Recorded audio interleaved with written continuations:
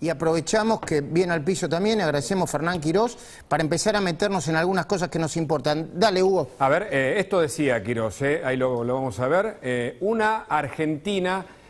La Argentina se concentró en grandes contratos de AstraZeneca y Sputnik que demoraron mucho en la producción. Deberíamos haber tenido más opciones de vacuna. Es una textual y Quirós está con nosotros para explicarnos esto y varias cosas más. Buenas noches, Fernando. Buenas noches. Gracias por estar en Especial Domingo, en el pase con Luis Majul en la cornisa. Buenas noches, ministro. Yo quiero ponerle un encuadramiento a la entrevista, porque se habló mucho esta semana de usted como la contrapartida de la docente que grita, que adoctrina, porque es una persona, bueno, que con cierta empatía por lo que dice. Pero lo que usted está diciendo acá en este textual es que tendríamos que haber tenido más vacunas y no las tuvimos. Y yo supongo que usted es muy elegante, pero no las tuvimos porque hubo una decisión política de no tener a la Pfizer en el momento y cuando se necesitaba. ¿Estamos de acuerdo con eso, no? Buenas noches, ¿cómo están todos, Luis? Un gusto estar acá. Bueno, hay dos momentos en el proceso de vacunas que tuvimos dificultades y que lo podríamos haber hecho claramente mejor. El primer momento, como decían recién en el textual, es el momento de elegir cuáles vacunas, ¿no? Decididamente deberíamos haber tenido un espectro más amplio de vacunas, sobre todo, como ya es muy sabido que con el tiempo se pudo resolver el tema de la vacuna de Pfizer. Eso me parece que es un momento bastante claro. Y el segundo momento es el momento de recibir esas vacunas y aplicarlas rápidamente, ¿no? Entonces, me parece que lo importante acá es procurar la mayor cantidad de vacunas posibles. La Argentina tomó, como yo decía allí, la elección de unas vacunas que luego tuvieron serios problemas de producción y no tuvo la amplitud suficiente para tener otras alternativas. El segundo momento, el momento de la aplicación. Y en esos dos momentos es lo que tenemos que trabajar y en donde hubo dificultades, sobre todo en la procuración, en la llegada de las vacunas, como hubo en muchos países, pero acá particularmente llegamos mucho más tarde de lo que esperábamos, ¿no? Incluso que esperaba el propio Gobierno Nacional, que había informado un proceso que luego no se pudo cumplir. ¿Nos podría decir, Quirós, por qué hay un porcentaje de primeras dosis en todo el país? Corríjanme, pero creo que era el 61%. Un porcentaje de segundas dosis del 31% aplicados. ¿Y por qué hay tanta diferencia entre la primera y segunda dosis aplicadas en la ciudad de Buenos Aires y, para tomar otro distrito, en la provincia de Buenos Aires o en Misiones? ¿Por qué? ¿Me lo podría explicar? Bueno, nosotros en la ciudad lo que hicimos es un plan intensivo de vacunación. Como siempre decimos, es vacuna que llega, vacuna que se aplica. Prácticamente tenemos un stock operativo de 1, 2 o a veces 3 días e inmediatamente todo lo que nos llega lo aplicamos. Por eso es que tenemos esas tasas de vacunación. Si vos mirás la ciudad de Buenos Aires, los mismos números que acabas de contar, el 71% de los porteños ya tienen la primera dosis y el 43% de los porteños tienen la segunda. Es un número muy significativo. ¿Cuánto la segunda? 43. Es un número muy significativo. Cuando vos lo comparás con países, digamos, a nivel internacional, los valores de la ciudad son significativos. No están entre los 5 o 6 países que más vacunaron, pero inmediatamente detrás de ellos. Y además venimos, Luis, vacunando 1% por día, de manera que nosotros cada día nuevo que pasa tenemos un 1% más de segundas dosis. Eso es muy importante. Pero me podría explicar, yo sé, quiero que usted no se quiere meter en cosas que no tienen que ver con su distrito. ¿Me podría explicar por qué? Discúlpeme, pero sabe que todos los días lo preguntamos y no tenemos la explicación. ¿Por qué? A la Argentina llegaron 50 millones de vacunas, corregime, Hugo, Agustina. Sí, 50 millones de vacunas y recién se aplicaron 40 millones. Claro. Es decir, hay 10 millones, lo repito, no para usted, Quirós, hay 10 millones de vacunas sin aplicar. Algunos dicen en la ladera, donde estén. 10 millones de vacunas sin aplicar. Es altísimo eso. Yo diría, con todo respeto, inconcebible. Bueno, ahí hay que mirar dos momentos de la vacuna, ¿no? El momento de la llegada de la Argentina, el ingreso por aduana y la distribución a las jurisdicciones, que eso siempre aparece como el stock que tiene el Gobierno Nacional, y el segundo es el stock que está distribuido en las provincias. De lo que yo te puedo hablar con toda precisión, Luis, es del stock de la Ciudad de Buenos Aires. De lo que el Gobierno Nacional distribuyó en la ciudad, nosotros el 99% de las vacunas ya las aplicamos. Como te decía, prácticamente no tenemos stock. Luego hay que ver jurisdicción por jurisdicción en cuál es el modelo, la logística que tiene, dónde tiene esos stocks, si están en tránsito, si están en alguna ladera. Yo eso no te lo puedo decir porque no es mi jurisdicción. Pero en la Ciudad de Buenos Aires lo que te puedo asegurar es que tenemos el 99% de las vacunas que nos dieron aplicadas. Ahora, usted tiene una mirada seguramente internacional, sigue lo que publican otras revistas científicas, ¿pasa esa diferencia entre vacunas que están en stock y la aplicación, digo, en otros países, sobre todo con la necesidad de segundas dosis, ¿no? Bueno, en muchos países pasa, pero por un motivo diferente, ¿no? Casi todo el mundo desarrollado tiene más vacunas que lo que las personas quieren vacunarse, es decir, tienen un serio problema en la aceptación, por lo cual pasa algo similar en términos logísticos, el mecanismo o el motivo es bien diferente, ¿no? Bueno, ahora tenemos, en Estados Unidos se aprobó de manera definitiva ya el uso, por ejemplo, de la vacuna de Pfizer, eso imagino que ayuda en Estados Unidos, va a ayudar aquí también, ¿no?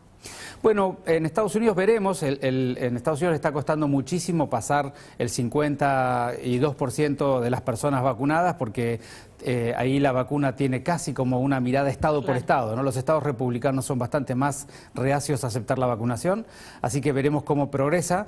Ahora, la aceptación definitiva en Estados Unidos, hasta que no se dé en nuestro país, no modifica en nada la lógica local. Lo que hay que esperar es que la ANMAT en la Argentina haga el mismo proceso aprobatorio. Ministro, la variante Delta, yo lo oí decir a usted que para ganarla la variante Delta tenemos que llegar, antes que la circulación sea comunitaria, a un nivel de vacunación del 60-70%. No, digamos, hay dos momentos de las experiencias internacionales, y siempre hay que entender que una experiencia internacional hay que contextualizarla en el lugar, en el momento del año, pero las experiencias internacionales, lo que sabemos es que cuando uno logra el 50% de la población vacunada con 2 dosis, la curva de contagios, la ola por la variante Delta genera un daño muy moderado y las tasas de internación y de fallecidos son bien diferentes. ¿Dónde, ministro? ¿Dónde? Bueno, por ejemplo, Inglaterra, digamos, podés tomar el ejemplo de Inglaterra. Cuando Inglaterra tuvo la ola de Delta, estaba en esos valores, ahora está un poquito más alta. Pero, digamos, tenés el ejemplo de Inglaterra, tenés el ejemplo de Israel, que tuvo algún tema con los tiempos de la vacunación, pero hay varios estados americanos que tienen arriba del 50% que han mostrado lo mismo. Y luego algunas pequeñas experiencias, como es, por ejemplo, lo que ha pasado en California, pero hay otros países también que lo han demostrado, que cuando llegan al 70% de las 2 dosis, ya no solamente no hay enfermedad grave y mortal, sino que al virus le cuesta mucho circular por la comunidad y quiebra la curva de contagios ya incluso de las enfermedades más leves, ¿no? Ahora, ministro, pero y si me dejan un segundo terminar un concepto, me parece importante para la gente. Claro. Hay que recordar que la variante Delta es cuando circula, lo que protege que, digamos, que la gente sufra el daño, que se interna en terapia intensiva, es la vacunación. Entonces hay dos objetivos. Primero es evitar que la gente requiera la terapia intensiva, que es lo que estamos buscando en la ciudad, llegando al 50% de los porteños. Dije recién que estamos en el 43% y vamos 1% por día. Y lo segundo, o sea que la semana que viene, entonces la semana que viene estaríamos cerca del 50%. En la medida que recibamos las vacunas que nos faltan, decididamente sí. Tenemos que ver si verdaderamente cómo viene la provisión sobre todo de AstraZeneca, que es una vacuna que hoy estamos necesitando para acompañar a la gente que está esperando su segunda dosis. Pero un poco para cerrar eso, sabemos que si llegamos al 50% ya habremos protegido como para que el daño no sea muy severo, pero luego tendremos que seguir trabajando un mes más para poder llegar a ese 70% que estamos buscando para que ya la ola se disminuya o no pueda circular, ¿no? Ahora, hablando justamente de la variante Delta, digo, ¿podemos decir que los números son reales? Porque lo hablábamos hace un ratito con el doctor Conrado Stoll, los estudios de secuenciación genómica no son muchos. ¿Es real el número actual de circulación? Me parece que ese es un debate que no agrega mucho valor a la situación y te explico por qué. Digamos que ya hay casos de personas que se han contagiado con Delta sin vínculo epidemiológico, ya ha ocurrido. Ahora, la circulación comunitaria en que empiece a contagiar a las personas se va a poner de manifiesto por el aumento de casos. Claro.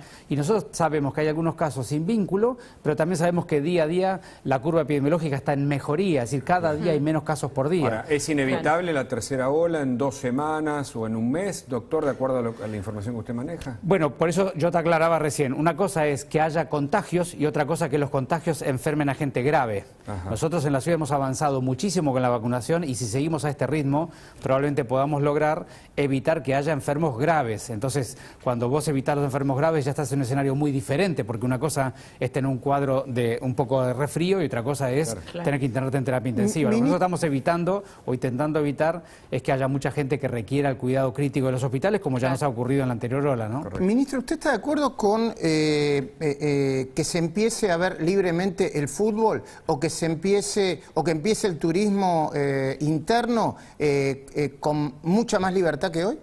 Yo creo que en la medida que vaya avanzando la vacunación a los ritmos que estaba comentando para la ciudad, uno puede ir liberando a lo largo de septiembre y octubre algunas actividades, siempre con protocolo y aforo.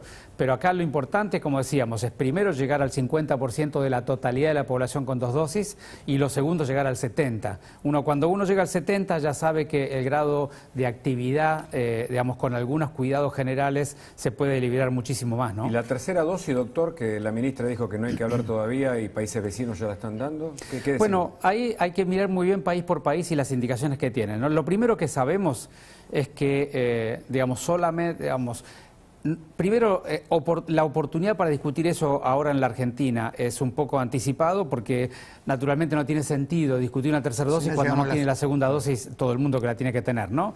Ahora, cuando terminemos la segunda dosis, que será seguramente a lo largo de este mes y el mes que viene, de la mayoría de los porteños que se quiera vacunar, entonces es un debate razonable.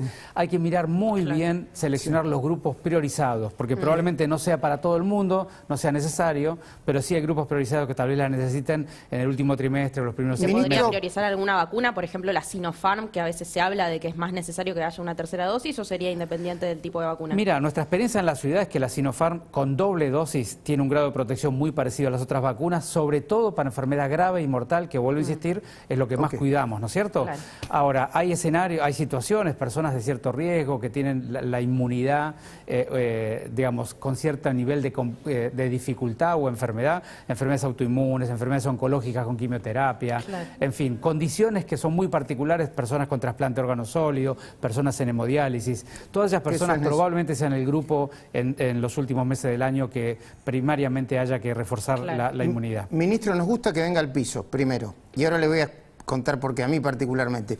La voy a saludar a Sabrina Ahmechet. Sabrina, buenas noches, gracias por estar acá, ¿eh? Hola, buenas noches, Luis, ¿cómo andas? Bueno, y ahora le voy a explicar por qué, porque siempre me gusta sacarlo un poco de la zona de confort, ¿no? Hablamos de COVID, de salud. Primero le quiero preguntar, Fernán, ¿usted es profesor? ¿Dio clases alguna vez? Yo soy profesor universitario desde los 20 años en la Universidad de Buenos Aires durante 25 años. ¿Qué enseña? He enseñado fisiología humana como primer medida, luego medicina clínica, luego salud pública y ahora dirijo una maestría de investigación clínica. Bueno, no fue profe del secundario, ¿no? No, en el secundario no. Pero bueno, igual se va a dar cuenta, sí.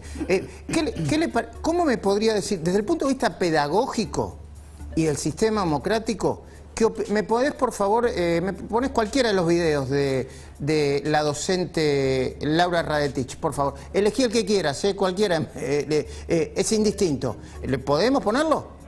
Ahora. % más de ganancia. Y después lo pasaba a dólar de nuevo y se la llevaba. Se llama bicicleta financiera. Y la bicicleta financiera afecta a esta escuela, afecta a tu vida y me afecta a mi jubilación. ¿Está claro? Y ahora entonces... ¿Ahora qué? Ahora hay que salir de la mierda que dejó.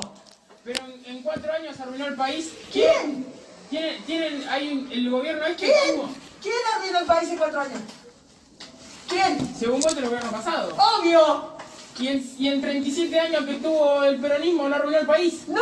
¿Qué 37 años? ¿De qué estás hablando? Ya se llevó la historia. El peronismo no tuvo 37 años. Perdón, antes de seguir, la que se va a llevar historia es la profesora de historia, porque efectivamente el peronismo tuvo 37 años, a eso se refería el alumno. La equivocada es ella primero. Yo en el editorial voy a desgranar no solamente la violencia con la que habló, sino la cantidad de errores que cometió, la cantidad de falsedades que dijo. Pero, ministro, quería esta pregunta, ¿qué opina de esto? Yo te diría, remarcaría, hay muchas dimensiones que uno puede debatir sobre lo que hemos visto, que ha sido muy penoso, ¿no? Pero la primera que remarcaría es la falta de pensamiento crítico de la docente, ¿no? Si hay algo que un docente nunca puede perder, es el pensamiento crítico y proponer alternativas, miradas diversas, reconocer otras miradas posibles sobre la realidad, porque todos sabemos que la realidad, lo que hacemos los humanos, es interpretarla y cada uno tiene derecho a interpretarla de acuerdo a su historia, a su mirada ideológica, a su marco teórico y a su conjunto de ideas. Pero siempre uno sabe, y eso es lo que yo trato de transmitir permanentemente, es que la verdad de uno es la circunstancia. circunstancial, la que se logra desde la historia que uno vivió, y otro puede tener otra, y el docente es quien más tiene que comprender esa diversidad de miradas, cuestión que esta docente no lo ha demostrado. Y cuando ¿no? el presidente celebra esto en vez de criticarlo... Bueno, pero déjame la otra dimensión, ¿no? La primera es esa falta de espíritu crítico que todo docente tiene que tener, y la segunda es ese nivel de uso y abuso de la autoridad que circunstancialmente tiene un docente en un aula, ¿no? Digamos que son dos, yo diría, como una mirada de un docente universitario, las dos cosas que me gustaría remarcar que yo nunca haría son esas dos. Luego uno tiene un montón de observaciones, como decís vos, del contenido real de lo que está diciendo, pero me parece que lo más grave es la falta de capacitación o de capacidad de ser un verdadero docente, ¿no? Déjame que despidamos al ministro Fernán Quiroz porque tiene cosas que hacer. ¿Puede ser, chicos? Sí, claro. Una última pregunta, ministro, y volvemos por favor al tema de la docente, y enseguida hablamos con Martín Rodríguez Yebra. Una nota hoy escribió: hay mucho ruido en el seno del poder, Alberto, Cristina, dicen que Cristina está muy enojada por cómo justificó a una docente. Bueno, yo diría, Cristina debería estar enojada con ella misma, porque eso, lo que hizo esa docente expresa un poco lo que es ella. Pero, ministro, en la provincia de Buenos Aires nosotros creemos que hay un vacunatorio paralelo, no un vacunatorio, un sistema de vacunación paralelo. Y que eso tiene que ver con no solamente la pechera, no solamente con no utilizar los centros de salud de cercanía, ahora lo vamos a mostrar. ¿Usted cree que ese tipo de problemas logísticos y políticos, sea de la provincia de Buenos Aires o de cualquiera, conspira contra la velocidad de la aplicación de las vacunas? Yo le dije del primer día, ¿no? Es muy importante que en la pandemia despejemos los componentes de política partidaria, porque la pandemia requiere de vincularse con la totalidad de la comunidad, no con la comunidad que está de acuerdo ideológicamente con un partido o con un gobierno. De manera que todo lo que se haga para despejar y ser lo más claramente presentado del gobierno formalmente y menos representando espacios políticos, mejor, y de hecho es como lo hemos hecho en la ciudad, ¿no? Y si me dejas, Luis, solamente un servicio a la comunidad, por supuesto, ministro, para que la gente sepa, porque están todos esperando su segunda dosis o diferentes personas, comunicarle un poco cómo va a ser estos días, ¿no? El día de mañana, hoy estuvimos vacunando con Sputnik segundo componente, mañana vamos a seguir con 20.000 personas más, vamos a empezar algo mañana y el martes, primer componente de Sputnik para aquellas personas que aún no tuvieron la oportunidad de vacunarse, personas de 18 a 24 años, y luego vamos a continuar a partir del miércoles con segunda dosis de Sinopharm, y el jueves vamos a llamar nuevamente a la segunda dosis de Moderna, a todos esos adolescentes priorizados que habían recibido el primer día, son cerca de 8.000 adolescentes que vamos a estar el jueves vacunándolos a todos ellos, para que cada uno sepa más o menos cuándo le va a tocar. En cuanto vengan los vuelos de AstraZeneca, que es la vacuna que está faltando, inmediatamente vamos a llamar a una cantidad importante de porteños que han cumplido 56 días y todavía no lo hemos podido vacunar. Muy bien. Ministro, una sola cosita personal. Vio que usted lo elogiaban porque no se cortaba el pelo. Ahora está más prolijo, ¿no? Ahora he tenido la oportunidad de emprolijarme, por suerte. Bueno, pero yo tenía varios esteticistas. Lo hicimos reír al ministro. Sí. Bueno. Es que he hecho bastante papelón con el pelo largo por varios lugares. Cuando vi lo de Fabiola, que tenía varios peluqueros y hasta Dylan adiestrador. A mí me parece que es muy importante, yo lo decía el otro día, ¿no? Los gobernantes, los que estamos a cargo de los ministerios, no solamente tenemos que cumplir la normativa por razones morales y éticas, sino sobre todo porque tenemos que experimentar en carne propia lo que significan las normas que imponemos y las dificultades que tiene la sociedad para cumplirlas, de manera que siempre trato, a veces lo puedo hacer mejor, a veces no tanto, pero trato siempre de cumplir esa rajatabla. Ministro, muchísimas gracias. Por favor, un gusto estar con ustedes.